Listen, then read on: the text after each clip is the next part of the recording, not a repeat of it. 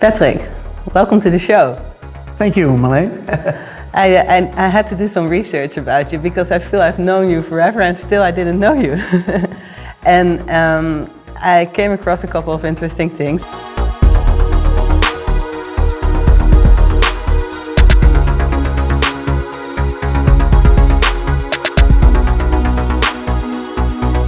So you, Patrick, in the 80s, you traveled the world by searching for fresh powder snow as a professional snowboarder. It's a long time ago, yeah. A long time ago, but I was surprised by it, and I still recognized some things in your mentality and how you approach things. So I love that. And after that, you participated in several. After that, while doing that, you participated in several alpine competitions. You trained the Dutch junior snowboard team, and produced several international snowboard-related commercials. Correct. Yeah, for Philips. Even for Philips Electronics. Yeah. Is that where it all started? I think my entrepreneurial journey definitely started in that domain. I was talking to somebody a few weeks ago and he said, or asked, when did you know that you wanted to run your own business? And that was actually already at quite a young age. I still remember talking to my parents when I was maybe 7 or 8 and saying, I want to have my own business. I just want to, I don't know why. Probably I was inspired by people that were surrounding my parents that also ran their own business. And I guess I just like the freedom of making your own decisions as far as that's possible when you run a business, but following your own vision and mindset. And then it actually started when I was 15. I was really passionate about windsurfing and skiing. And then I read something in an American windsurfing magazine about snowboarding, which was surfing on the snow. And that was relatively new at that time. And it was I didn't know anybody that heard about it. And it had in the magazine, it had a description of how to make your own snowboards. So I was like, wow, that would be really cool if I can build my own snowboard, because you couldn't buy them in Europe at that time. And luckily I had a very good friend of mine, one of my best buddies. His dad had a wood factory. So I went to him and I said, well, maybe we can do this together and let's see if we can make our own boards. He was also in skiing. And so eventually we started making our own boards, and that took off quite well, actually. But boards, as in boards, really boards. So we made our own laminated wooden boards. Eventually we imported parts of them from Austria, like the ski edges, to mount them onto the boards. And eventually we started making, that was now a few years later, when I think it was 17 or 18, our own brand. So we had our own snowboard brand, which was called Mad Snow Snowboards, and we produced them, and we started selling them in little advertisements in Dutch newspapers. And the issue was that most of them actually broke. So people eventually weren't that happy at the beginning. So we had to, how we deal with this, and giving people money back and iterating. But I really enjoyed creating things out of nothing. And from that evolved. And eventually I landed a sponsorship with a professional snowboarding brand that wanted to sponsor me. And then we started being approached by marketing agencies that wanted to adopt snowboarding as a sort of like way to communicate to their audience that they had cool products. So Philips was one of them. So I had to go to New Zealand and produce. Well, it was a whole story. Eventually I did that until I was 24, 25. And I finished my university studies at the same time, and then I needed to decide. Alongside of your course. So my friends always asked me, Patrick, how is it possible that you're still doing this fun stuff with snowboarding and competing and all that stuff, and still finish your university studies? And I said, well, it's actually quite simple. You spend a lot of time in bars and drinking beers in the weekends, and those are the days that I study. And in the meantime, I'm trying to organize myself to how to train and to compete. So I spend a lot of it's not that I didn't drink any beers or didn't go out, but I think I found a balance in doing the serious stuff, in training and competing, and at the same time trying to see if I can proceed in an entrepreneurial path, and feeling how that works, and learning along the side. But you did dive into just a professional career after that, and it was a close call, to be honest. So I was sort of like struggling and deciding, am I going to stay in this, let's say, world which was still growing. That whole, I mean, now snowboarding is huge. I mean, in those days it was relatively small. Am I going to proceed with my professional career? And I studied international sciences, so maybe I can apply that there. Or am I going to do something really different? And I found something in between. I was lucky to be hired by Endemol, which in those days was not a super large, but a serious TV production company in Europe, and they wanted to grow and expand internationally. And I sort of like found best of both worlds because I still had my freedom. I was 7 years with Endemol, growing the business together with everybody that worked there, expanding internationally, and extremely entrepreneurial company. And I was lucky to be able to work with the founders, and there I really learned what it is to be entrepreneurial and to be an entrepreneur. Let's zoom into that. What does it really mean to be an entrepreneur? Because what was that? What was that thing that? Well, what I learned from them is that first of all, you always need to proceed or to try to follow where you feel the market is going into and look ahead of what is happening in the market. So really we didn't call it customer centric in those days, but it was customer centricity that I really learned there. Because so we always looked at what are the major trends in certain markets, and how can we tap into these trends? Because if you tap into these trends, then people will love to watch that and learn more about it. So one of the trends, obviously, especially a big hit at Endemol at a certain moment was Big Brother, which is still around. Now started again in the Netherlands. Well, I was involved from the technology part. I mean, there was this trend of the internet in those days. I'm now talking about the end of the 90s, right? And there was this trend of looking at real people in TV shows. So on NTV there was this TV show, The Real World, and at Endemol, and it was. And also applying multimedia, I think. And applying multimedia, yeah. And John de Mol was the visionary founder of Endemol that was pitching this combination of leveraging technology, watching real people in a closed environment, multimedia approach, and none of the broadcasters actually was buying into that until he said, I'm going to invest myself. And that's what I learned. Wow, you have to take big bets yourself. And eventually this became a huge success, but it could have also become a major failure, right? Yeah. So I think they're, looking at trends in the market and tapping into them and looking at what customers are looking for and consumers are looking for.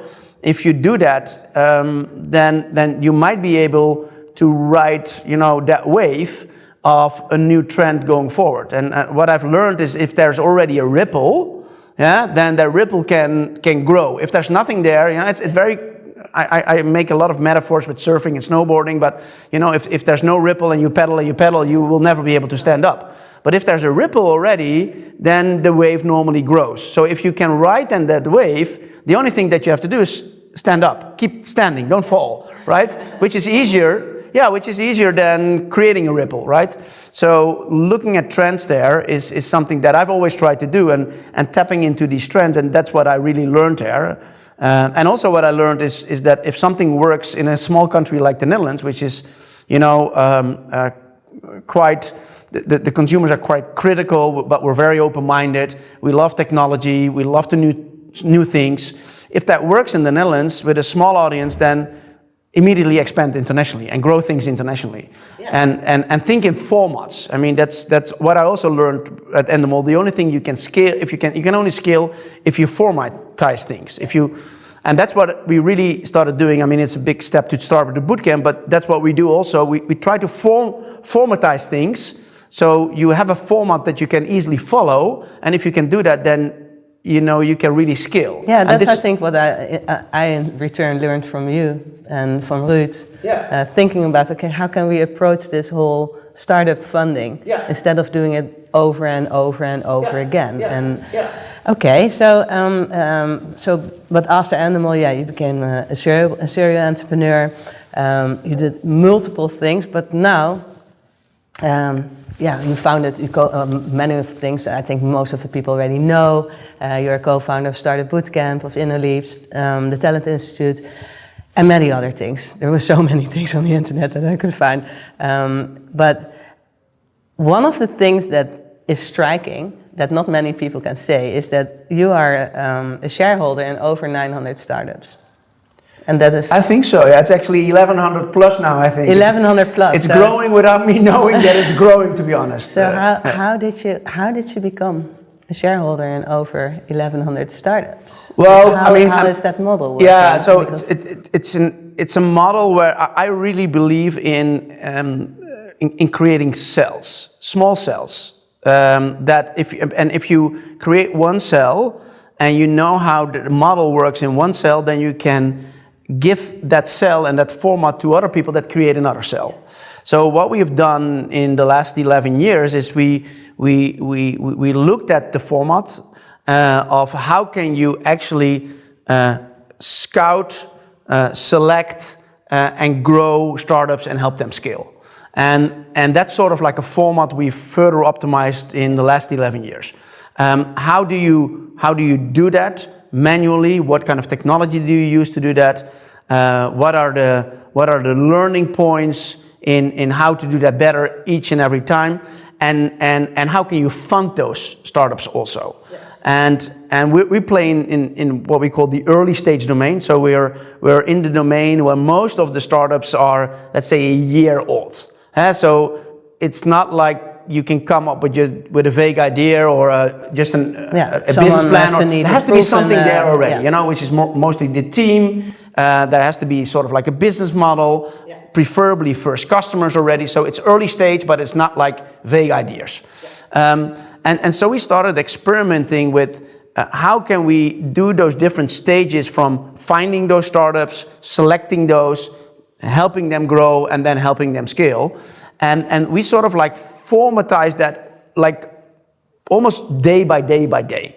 So once we've done that, we say, okay, if we can do this in the Netherlands, or if we can do this in London or in Copenhagen, then you can probably also do it in Milan. You can also do it in Melbourne. Basically, you can also with the TV formats, right? Exactly the same. Exactly, because that's what we did with Big Brother. We scaled that, I think, in a few years to over 25, 30 countries. So you first try to identify what is needed, what kind of people do you need, what kind of resources do you need, and once you have that, you have to be bold and say, well, now let's see if we can do this in Cape Town. Let's see if we can do this in London. Let's see if we can do this in Melbourne. So in how many countries is Startupbootcamp present now? I think now, I don't follow it on a daily basis, more than 10 countries. At a certain moment, we were in more than 20 countries. Okay. So the challenge is to keep on funding. So we fund programs for a period of 3 years. Yes. And so we've learned that if you invest in early stage companies, you have to build what we call an SPV, a special purpose vehicle, which holds the equity in the startups. And in principle, you need to have at least 20, preferably 30 small investments in these startups. Yes. But after those 3 years, or after 1 year actually, because each program takes 1 year. Correct. You take 3 years of 3 programs. Yeah.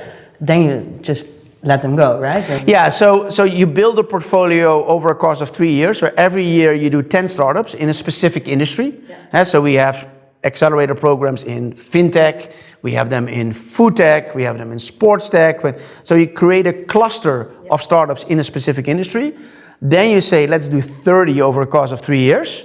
And what we've learned is that you have to diversify your risk. So let's say if you have 25K or 50K or 100K and you want to invest that in one startup, that might be possible if you have access to that startup. Yeah. What we have learned is that if you are in early stage, if you're doing it from a return on investment perspective, it's probably smarter to use that 100K and invest it in 10 or 20 or in 30 than making a bet on one. Diversify. Diversify the portfolio. And the interesting thing is that people they think they can pick winners in startups. Yes. And that is extremely hard. Even after 11 years, it's hard for me to know which company out of the 10 or 30 will in 5 or 6 years become successful. So in your opinion, it's purely about skill. It's skill and diversifying, and it's de-risking. So what we do is we select out of 500, 600, sometimes 1,000 or more startups, we select 10. So that's a 4-month process where we eventually come up with 10 teams out of a huge funnel. Yes. And that selection process is quite intensive. And is there a difference between the countries where you are basically located with Startup Bootcamp, or maybe I should say what does the startup or scale-up landscape in the Netherlands, what does that look like compared to other countries? The markets are very different. If you look at, let's say, the Netherlands compared to UK and Germany and everything upwards, I would say the north of Europe, we're more or less on track, on par there. Not on a scale from 1 to 10. Well, depends on where you compare. I mean, if you compare to the US, we're definitely far behind, but so is the UK and so is Germany and so is, Northern Europe. If you compare us to Southern Europe, or even going, across the pond into Africa, our ecosystems has quite evolved. It's becoming way more professional. If you look at us 11 years ago, the angel ecosystem of angel and informal investors was relatively small. The amount of professional VCs 10, 11, 15 years ago was relatively small. But it has quite evolved along the way. And I think their accelerators play a major role in that. Institutions like where we first had, now it's called Tech Leap, but institutions that are supported by the government to help develop the ecosystem. Successful cases are extremely important. If you look at, for example, how the whole ecosystem in the US is working way better than ours still in Europe, it is because there have been so many exits that the founders of those companies that did exits become the investors themselves. And this takes time, right? We're actually now seeing with Startup Bootcamp, we've been around 11 years, that the first founders that did their exits become partners in our program. Yeah. And I find that fascinating. And I already said, when we started, I said, our founders will become the people that run our programs. So they will become the managing director of our programs. And the founders will become the future investors in the startups that we invest in. And that's actually now happening. But it doesn't happen overnight, right? It took us, 7, 8, 9, almost 10 years now to get there, that actually the founders that we invested in 6, 7 years ago are now becoming investors in the portfolio that we're building. Free cash flow to make those. But in the US, this whole ecosystem started 50 years ago, right? Well, here it only started, I would say even, we were quite early, 11 years ago. It took us 5, 6 years to build the ecosystem. So I would say the last 7, 8 years has really been growing and becoming more professional. And I'm sure it will evolve and grow further in the next 5 to 10 years. And so the biggest difference between, what is the biggest difference between Europe and the US? Because you say, or you just mentioned that the Netherlands compared to the US is lagging far behind, just as any other European countries.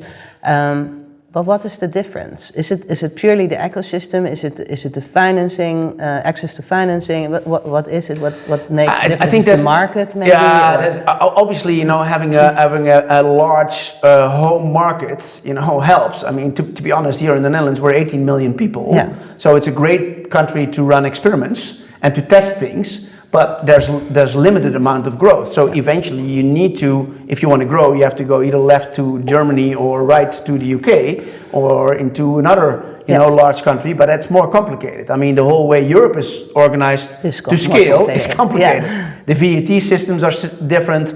The founder incentive models and option schemes are very different. So, having a home market of 250 million people in the US is a huge advantage. But where can we lead by example?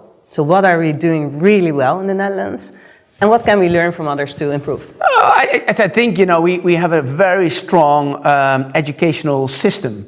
We have picked also, what we call top branches where the government together with corporates invest to keep that growing.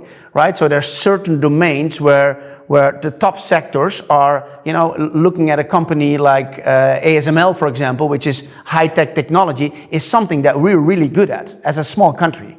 which is actually a spin out of Philips, right? Yeah. So I think what we are really good at is being entrepreneurial, and even with the limited, home market that we have, we are still quite internationally driven, and we're not afraid to go out of our own ecosystem. For example, compared to France, which is, I had a talk today with somebody in France, which I still feel is a big home market, but it's a really closed ecosystem. Yeah. I mean, if you don't speak French, you don't do business in French. No. I mean, if you don't speak Dutch, everybody still will do business with the Dutch, right? Because we speak English most of the time, maybe more English than we speak Dutch, and we're not afraid to, maybe like from the VOC times, to spread our wings and to go out. We're quite bold there, I would say. So I think this is a strength of, let's say, entrepreneurship is something that is at our heart, it's in our veins, we have strong educational systems, we're quite supportive, and we dare to think big and bold. Maybe not as big as the Americans sometimes, I'd like to see, but I think the more examples that will become of successful, let's say, Dutch companies and European companies, this whole, let's say, model of not joining a large corporate, but, finding your own path and building your own business will become more young kids will become enthusiastic about it. Yeah. And the thresholds to launch a new company have gone down dramatically, right? Yes, absolutely. We see a huge difference in Amsterdam as well. Yeah. So the amount of startups that in the Netherlands, but also across the globe, is coming to the market each year is still growing substantially. You don't want to know, if you look at it 15, 20 years back, you can't compare how many, and even 10 years ago, right? So there's more and more also people that come out of university that already build their business at university or in grammar school, or, they start at a very young age already being entrepreneurial. Okay, but so what are we missing? What are we lacking? What is that one thing that we need to resolve? Well, I think capital is a huge thing, right? And the amount of capital that is floating into early stage company is still quite limited compared to other parts of the world. How do you perceive, how are the startups that you have in your portfolio, how are they doing? Are they capable of finding capital? Well, I mean, the high potential ones and the ones that have strong traction, they are. The only thing that I still find, and they as well, the founders, is very frustrating, that even with our fastest growing companies in our portfolio, it takes 6 to 8 months on average to raise a new VC round. And you have to talk on average to 30, 40, maybe even 50 VCs to find one or two that will actually invest. And is that less in the US? Or is it just the process that you have to go through? No, it's going faster. It's the valuations are higher. I'm not always saying that they're correct, but they're higher, which means the founders can keep more equity, but still raise more money. Yeah. So that whole perspective of taking risk, and a Series A in Europe is somewhere between 1.5 and 5 million. In the US, that's a seed round, right? In Series A in the US is somewhere between 10 and 30 million euros. Yeah. So the whole way of thinking is already very different. Yes. Well, I've been lucky because I funded my companies myself, so I never really, or largely myself. In a later stage, we attracted some angel investors, but even that small part of angel investors, approaching them, following up on them, etc. It takes so much time. You can almost spend 80 to 90% of your time as a founder on doing that. Yeah. Okay, so which means you're not working on the business. Which you are not working on the business, right? Which is more important, right? That's a tough call. Working on revenue or working on your financing. Correct. That's something that that's where I got interested by all the talks that we have, and I feel that needs to change. I feel that I want to contribute to making a change to that in the Netherlands. Well, that's your passion, right? That's my passion, and that's what's driving you. No, but I want to validate if this really is the case. Am I the only one that is seeing that startup funding in the Netherlands is a very complex, non-existing thing, if you would ask me, at the moment? But we can change it. Well, I don't think it's non-existing, but it definitely needs, it needs maybe a new approach to it. And I do see that the amount of informal investors that is coming onto the market, and you see it now also with, you know, the companies that were startups, you know, 10 years ago or 15 years ago, you know, the Nxchange, you know, of this world. Those founders are now, you know, helping next generation founders with growing their company, coaching, giving them investments, not thinking about it 8 months, but doing it a bit quicker. And I think the moment we get more of these examples, it will start snowballing. Yeah, that would be really nice. Yeah. And non-existing might sound a bit sharp, but that's also our use of language. Yeah, no, or English, or translation to Dutch. But what I meant is it's just really complex. It is. A complex approach. Where do you start? Yeah. How do you even come into it? And that is, I think, where you are helping the startups out a lot by giving them access to these potential players or persons that might be interested in funding. But we can structure a lot and we can help out a lot on that.